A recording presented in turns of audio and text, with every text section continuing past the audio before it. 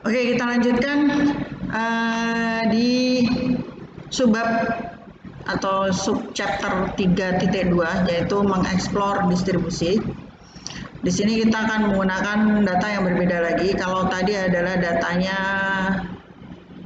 aflatoksin, maka di sini kita akan mau melihat datanya adalah ceramics. Di sini ada perusahaan manufaktur, sebuah pabrik yang menggunakan nitrit perak, silver nitrit, untuk membuat bantalan keramik, di mana bantalan keramik itu harus bisa menahan suhu hingga 1500 derajat Celcius atau lebih tinggi. Jadi minimal dia harus bisa tahan sekian.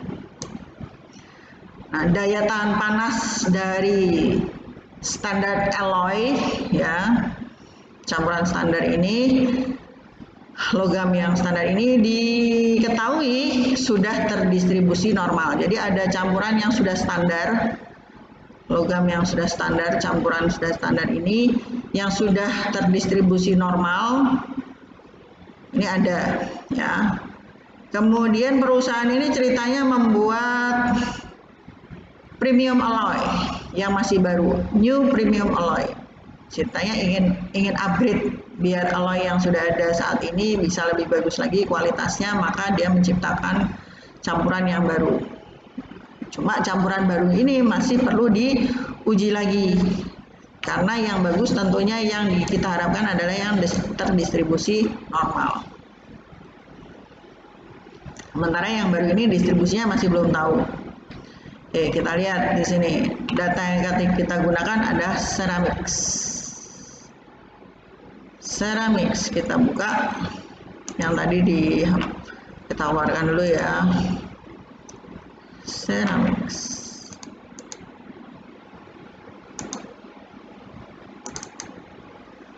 Oke, yang ini kita tutup aflatoksinnya.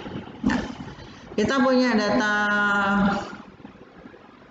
hasil pengujian alloy tadi, ya, baik premium alloy maupun standard alloy, ya. Kita lihat di sini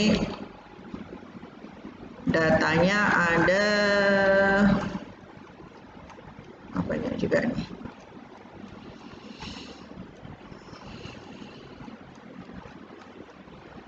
Ada 480. Anda jangan terkecoh dengan 960 sini ya. Ini cuma ID-nya saja. Tapi yang digunakan di sini adalah 480. Lab-nya ada 8, batch-nya satu lab 1212. Ini temperature-nya, kemudian lab unit ID. Lihat di sini. Nah, ini ada pilihannya. Unit ID number, production lab, alloy, sama degree centigrade-nya berapa. Untuk alloy-nya, 1 ini untuk lambang premium, 2 untuk standard. Ya. 1 untuk premium, 2 untuk standard. Kita lihat di sini 1212 ya. Oh, ini ID-nya ini. Ini berarti lab 1 ya, 61, 62, 63 dan seterusnya. Oke, apa yang akan kita lakukan? To begin the analysis, kita akan melakukan analyze, descriptive statistic, explore. Yang kita masukkan adalah degree centigrade sebagai variabel dependent, kemudian alloy-nya sebagai variabel faktor, kemudian lab cases-nya by lab rudit. Setelah itu kita pilih statistik. Karena properti dari bantaran premium yang tahan panas ini tadi ya masih belum diketahui, maka kita harus membuat estimasi robust dari central tendency, dan tabel outlier-nya juga nanti kita request ya, outlier-nya agar bisa kita sisihkan. Kemudian kita klik M estimator and outliers, kemudian klik continue, klik plots. Ya, kita akan meminta uji normalitas dari data ini, kemudian tes pengujian ini akan dihitung secara individual untuk masing-masing alloy. Ya, kemudian kita pilih normality plots with test, klik continue, oke. Ya, Kita coba. Oke. Analyze descriptive statistic, explore, mana nih ya. Yang akan kita masukkan degree centigrade sebagai variabel dependent. Setelah itu faktor listnya kita masukkan alloy ya. Kemudian label cases by lab unit ID ini ya, ini kita masukkan di sini. Setelah itu kita pilih statistics ya, kita pilih M estimator dan outlier, kemudian klik continue. Setelah itu kita klik plots ya. Kita akan pilih normality plot with test. Setelah itu continue, lalu OK. Nah, tampilannya seperti ini. Nah, ini kita pivoting dulu ini. Ini harus kita pivot dulu. Oke, cara yang pivoting masih ingat ya? Ini kita double klik. Ya. Nah, ini bisa muncul seperti ini, pivot. Pivoting tree-nya kita aktifkan. Ya. Alloy-nya kita pindahkan ke sini. Yes. Nah, kita close. Kita keluarkan ya, jadi pastikan kursor Anda sudah di luar. Kalau masih di dalam nggak mau, ini bisa diubah-ubah, premium sama standard. Keluar, ini pivotnya udah hilang. Oke, kita lihat dari tabel deskriptif yang sudah di pivot, alloy-nya kita lihat yang mana dulu nih. Oh, ini dulu deh, standar dulu.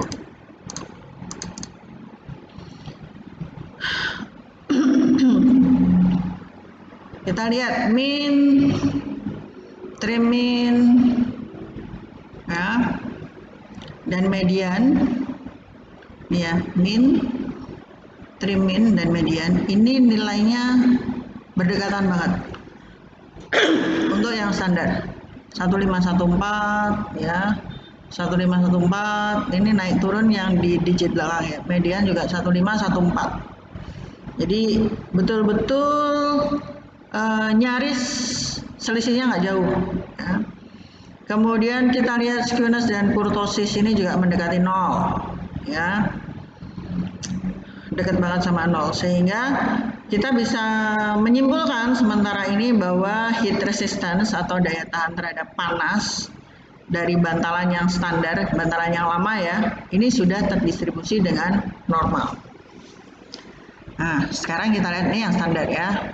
Kita double klik, kita lihat yang premium. Nah, ini ceritanya kalau yang tadi kan 1514, sekarang kita lihat di sini 1540. Jadi perusahaan ingin meningkatkan yang tadinya daya tahannya itu hanya berkisar 1514, itu bisa naik ke 1540-an. Tapi ternyata selisihnya besar ya. Kalau tadi angkanya di sini standar sama semua 1514, yang berbeda hanya digit di belakang. Maka di sini kita lihat minnya 1542. Yang di sini 1541, yang di sini 1539. Ini kalau suhu jelas selisihnya sudah beda jauh. Anda saja kalau misalnya suhunya naik 1 derajat itu ada sudah demam ya. Sudah demam ya. Oke, ini dilihat dari min, trim min, sama median. Jadi kalau kita lihat minnya ini lebih tinggi daripada ya, trim min sama mediannya. Ini minnya lebih tinggi daripada ini. Kita lihat skewness sama kurtosisnya. Kalau yang tadi min 0, sekian ya, maka di sini skewness sama kurtosisnya 1 dan 3. Jauh lebih besar daripada yang tadi. Kalau masalah normalnya normal, tapi dibandingkan yang tadi jauh lebih normal yang tadi. Ya. Oke. Kita lanjutkan ke mana, robust tes.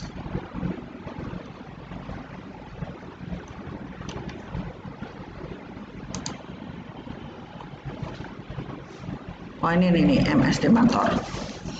Ini adalah robust estimator, estimates of center. Di sini Huber, M estimator, Takis, Bwave ya, Hempel sama Andrews Wave ya. Dalam kasus ini ya, estimasi robust dari bantalan premium itu mendekati median ya. Kita lihat mendekati median. Nah, yang ini. Mendekati median yaitu 153,72. Mana? Nah ini 1539,72. Ini ya 7181, kita baca 72. Tapi tidak ada yang mendekati normal, sehingga ini merupakan satu indikasi bahwa ini bisa saja memang benar-benar nggak normal ya. Jadi yang kita harapkan harus lebih mendekati ke sini, tapi ternyata lebih dekat ke sini ya, lebih dekat ke mediannya.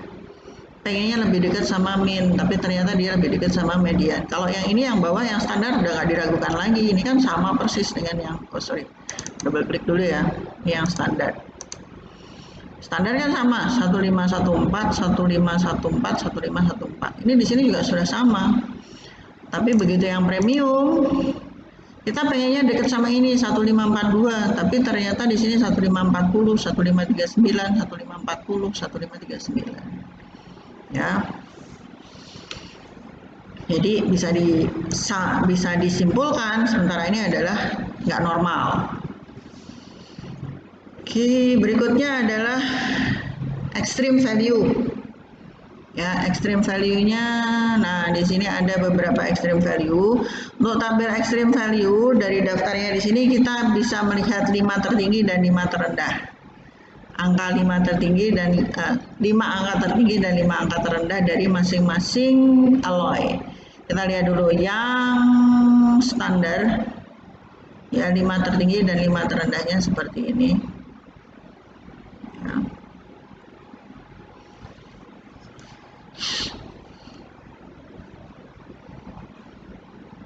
Ya, di sini dijelaskan. Nah tadi, ini sudah kelihatan jauh nih.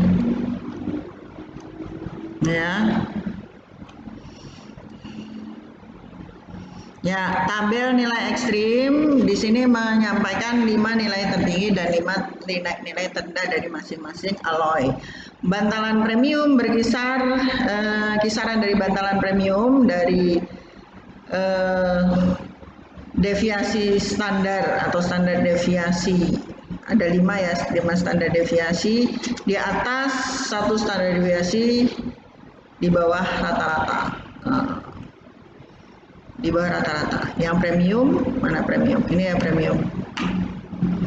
Di bawah rata-rata. Rata-ratanya kan tadi 15 berapa tadi? 1542. Nah, ini 1542. Dan ternyata di sini 1530. Nah, 1530.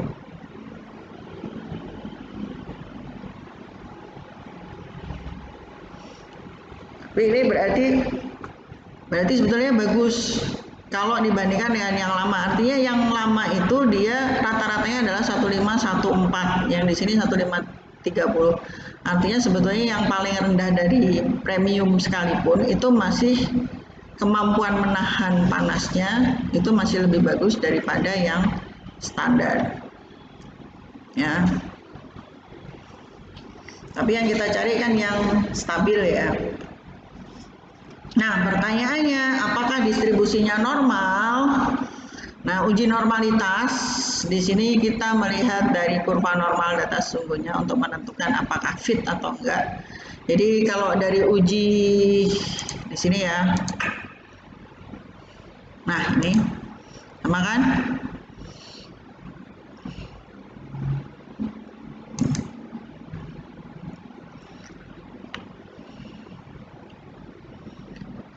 Jika ujinya signifikan berarti fit ya, the fit is poor, jadi nggak normal. Jadi untuk standar alloy tesnya adalah tidak signifikan, berarti mereka kurva normalnya bagus ya. Sedangkan yang premium alloy tesnya signifikan, berarti kurva normalnya jelek atau tidak memenuhi kurva normal. Yang kita harapkan yang bagaimana? Yang kita harapkan adalah yang nilai ini di atas 0,05. Ini ya, nilai ini dan nilai ini, kelihatan kan? Ini sama ini, itu kita harapkan di atas 0,5. Itu yang berdistribusi normal. Kalau di bawah 0,05 berarti distribusinya nggak normal. Masih tetap lebih bagus yang standar sejauh ini ya. Oke, kemudian untuk stem and leaf plots menggunakan nilai data orisinal untuk mendisplay bentuk dari distribusinya ya, nanti silahkan Anda baca. Nah ini kemudian ada plot Q and Q. Yang kita harapkan untuk plot yang ini, yang normal yang seperti apa? Ini juga kelihatan kan ini. Kalau yang bagus, ini datanya yang banyak yang di tengah-tengah. Ternyata yang banyak yang di pinggir atas. Ya, yang ini yang kita harapkan datanya bisa nempel di garis yang lurus ini. Itu yang kita harapkan. Tapi ternyata dia nggak nempel bener ya, deviate markedly from that line. Jadi agak melenceng sedikit ya, terutama pada saat temperaturnya mengalami peningkatan. Ada melenceng di sini. Nah, di sini melenceng. Oke. Nah, sebagai ringkasan untuk prosedur explore tadi ya, simpulannya bagaimana untuk dengan menggunakan prosedur explore ini kita bisa mendapatkan informasi bahwa alloy yang premium tadi atau premium alloy tadi memiliki distribusi yang berbeda dari yang standard alloy. Nah, sebagai catatan,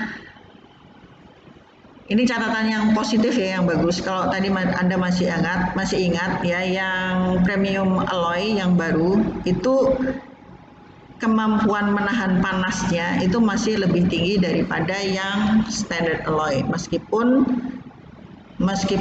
apa namanya dia tidak terdistribusi normal ya. Ini ya, kalau masih ingat yang ini mana tadi. Nah, oh ini, nah ini kan.